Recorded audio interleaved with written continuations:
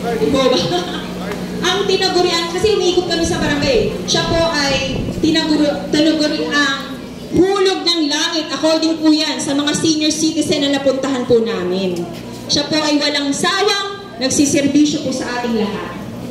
Yeah, tinatawagan po na ang tinaguri ang superhero ng mga senior citizens, ang Tubong Maynila, ang nag-iisang Miss Mara Pamundong.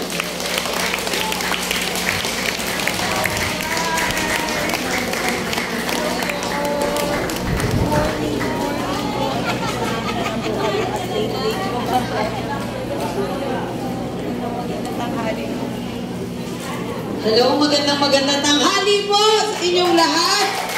Ako finally nakalabas din po ako dahil sa sobrang sakit ng ulo ko po kanina. Maaga ako nagising, kaya lang hindi ko po kinaya. Siguro parang migraine siya dahil nga sa puyat, sa pagod ko, init. Pero talagang pinilit ko pa rin po na pumunta. Pero inayos ko po muna yung buhok ko konti. Kasi mapaghahalata ako na kagigising lang.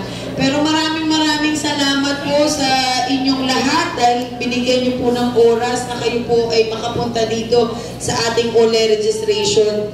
Alam po ninyo, siguro last year pa po ata ako nakababa dito or basta kumanta po ako dito, gabi na po ata yun. So natutuwa po ako na makabalik dito. Unang-una sa lahat, kung tatanungin po ninyo ako, ang aking pinaglalaban po dito ay karapatan po ng ating mga senior citizen. Benepisyo po ng ating mga senior citizen. Dahil nakita nyo naman kung gaano po kayo kasisipag, matyaga, nag-aalaga pa ng apo, naglalaba pa rin, nagluluto, nag-iintindi sa bahay, nag-ahatid sundo sa eskwelahan. Ano ba naman itong programa na dapat malaman po ninyo? Dahil kahit paano, maiibsan po yung nararamdaman ninyong pagod, yung hirap, kapag nalaman nyo po na kayo ay may benepisyo na matatanggap sa ating gobyerno, na binibigyan na po kayo ng pagpapahalaga, binibigyan na po kayo ng atensyon at pagmamahal. Kaya sino po ba si Mara Tamundong na hindi bababa at makikipaglaban para po sa ating mga senior citizen? At lahat naman tayo, darating po sa pagiging senior citizen. Ako rin po, darating sa panahon na yan. Pero at least po, yung kabataan ko, yung lakas ko, ibuhos ko po sa pagtulong. Dahil yan naman din po ang itinuro ng ating mga magulang, ng ating mga lolo at lola, itinuro sa eskwelahan na dapat tayo po ay magmahal at magmalasakit sa ating kapwa at higit sa lahat, kilalanin po natin ang Panginoon na siya pong gabay sa ating lahat, na siya pong nagbigay ng ating damdamin, na siya pong nagbigay ng pagmamahal. Kaya meron tayong puso na nasasaktan, pero kapag masaya, masaya talaga. Ibig sabihin yung damdamin po natin, yan po ay galing sa ating Panginoon. Kaya hindi nyo po maiaalis sa akin na ang pagmamahal ko po para sa ating mga senior citizen ay talaga naman pong nandito na sa ating puso. Dahil ako po ay ipinanganak at lumaki ng San Andres, Bukid, Maynila.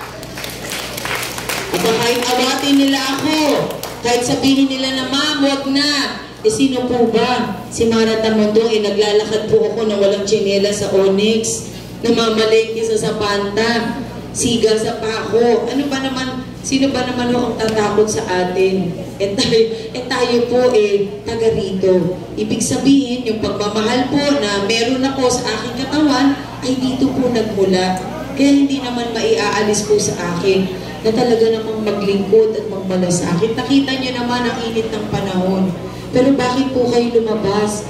Bakit niyo po gusto malaman? Siyempre, bilang isang magulang, masaya po sa ating pakiramdam na malaman, aba, pinapansin na pala kami ng ating gobyerno. Aba, hindi lamang pala 500 pesos ang katapat namin. Kung hindi isang malaking benepisyo po na ibinababa ng ating mahal na Pangulong Bongbong Marcos ang 43 billion pesos! Imagine 43 billion pesos para sa health insurance sa mga senior citizen. Ang kailangan lamang po magkaroon ng database ang ating mga senior citizen. Bakit po? Alam ko namang hirap na kayong pumirma ng mga forms. Alam ko namang pagod na kayong pumila. At palagi na lang nagpe-present ng ID. Ano ba naman ito? Sobrang dami ko ng pinirmahan pero wala sakripisyo. Pero ito pong database ninyo ang magiging basihan ng ating gobyerno para malaman kung paano po ba tutulungan ang ating mga senior citizen. Ilan po ba talaga ang mga mukhang bata at junior citizen natin? Ilan po ba ang nangangailangan ng gamot? Ano po ba ang estado o ano po ba ang kalagayan ng ating mga senior citizen? Kaya kung kayo po ay nakapagparehistro na, malalaman nyo po ito dahil lahat po ng ito ay itinatanong sa online.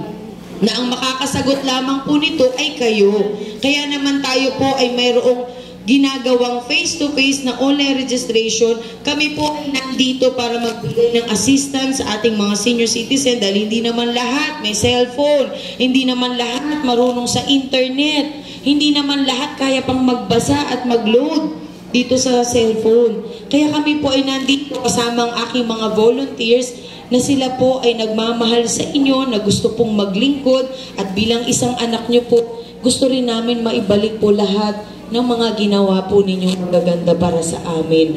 Ito naman po ay isang pagkakataon na ibinigay sa amin na gusto rin po namin gampanan, lalo na po ako, isa na rin po akong magulang. Alam ko po ang sakripisyo ng mga magulang at ng mga senior citizen po na katulad ninyo. Kaya marahil dapat lamang, ito na rin po yung pagkakataon na tayo naman ay magsilbi po sa mga nakatatanda, sa ating mga senior citizen, sa mga magulang at mga lolo at lola na kahit hirap na maglakad, maghahatid pa sa eskwelahan para lamang makapag-aral ang apo at ang mga anak. Ito po ay isang pagmamahal lamang at pagbabalik po ng utang na loob dahil syempre, kung hindi naman dahil sa mga senior citizen, marahil wala rin pong maratamundong dito sa inyong harapan. Kung hindi rin po sa pagsisikap ng aking mga magulang at pagpapalaki at pag-guide sa akin ng mga lolo at lola, baka naman nandun na po ako sa pako. Baka hanggang ngayon siga pa rin ako. Baka hindi po ako natuto ng magandang asal o magandang kaugalian. Kung hindi po dahil sa inyo, ako po ay nagabayan ng tama. Kaya marapat lamang na gamitin po natin ito sa kabutihan para sa inyong lahat. Kaya congratulations! Sa ating mga senior citizen, masaya-masaya kayo dahil ang 43 billion pesos ay ibinaba na po ng ating mahal na Pangulong Bongbong Marcos. Ang kailangan lamang po, magkaroon tayo ng database na kung saan dapat at least mayroong 8 to 9 million po ng mga nakarehistro ng mga senior citizen na kung saan nung ako po ay nag-umpisa sa online registration, nasa 300,000 pa lang po ang mga nakarehistro. Pero ngayon, gusto ko ibalita sa inyo na 5 milyon na ang mga nakarehistro.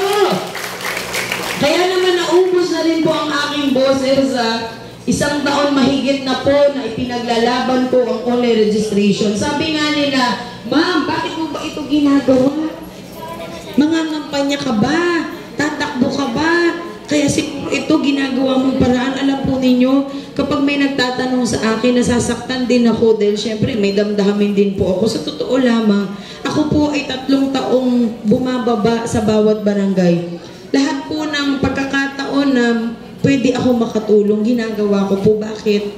Kasi nakita naman natin ang sitwasyon natin. Dumaan tayo sa pandemya, ang hirap po ng buhay. At least, kung ang Panginoon po ay gumawa ng paraan at nabigyan tayo ng pangalawang pagkakataon at mayroon tayong paraan para makatulong, kailan pa ho tayo bababa?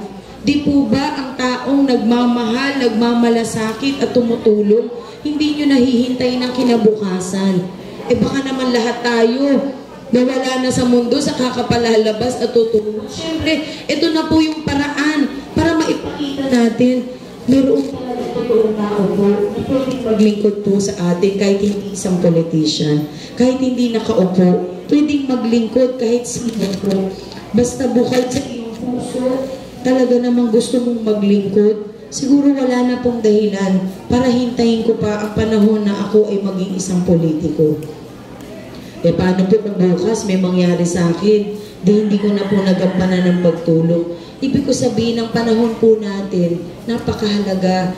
Lalo na po sa ngayon, marami tayong nararanasan. Kayo po mga senior citizen na nagbibigay ng lakas sa akin dahil kung tutuusin po, ako ay napapagod, sumasakit din po ang likod ko, sumasakit ang balakang ko, ina-acid din po ako, nagpapalpitate ako, sumasakit po ang ulo ko. What more pa? Kayo po na nasa edad na 60 years old, pataas. Ako po ay 46 years old pa lamang. Pero yung pakiramdam ko po na minsan parang may sakit ka, na kayo pa ho na nagtatrabaho pa. Mas ano po kaya ang kalagayan ng ating mga senior citizen kung hindi po natin bibigyan ng pansin at solusyon ang problema po na dinaranas ng ating mga mahal na mga senior citizen. Kaya naman, ang lakas ko po ay gusto kong ubusin sa pagtulong, at least po, alam ng Panginoon, galing po sa aking puso, ang aking ginagawa ay isang paglilingkod lamang. Haluan man po nila ng politika, maniwala po kayo sa akin. Wala hong politiko na bumababa ng 3 taon ng hindi eleksyon. Ako naman po, ginampanan ko ito habang wala pa sanang eleksyon. Kaya lang, hindi ko po namalayan na 3 taon na po pala akong bumababa dahil siguro nag-e-enjoy din po ako sa pagtulong. Lumalakas din po ang loob ko, lalo na kapag nakikita ko po yung mga katulad ninyo na laging may pag-asa sa buhay kahit na minsan parang nawawala na tayo ng pag-asa kasi araw-araw iniisip natin paano ba tayo makakabayad ng utang. Diyos ko, hanggang itong edad may utang pa rin. Pambili ng gamot, pagdating po ng Meralco, namumroblema, Diyos ko, magkano kaya babayaran ko? Magkano kaya babayaran ko sa tubig? Ibig ko sabihin, yung araw-araw po tayo na namumroblema, pero nakikita ko po kayo na may pag-asa at malakas ang loob at malakas pa ang pangangatawan. Yan po ang dahilan kung bakit pinagpapatuloy ko po ang aking ginagawa.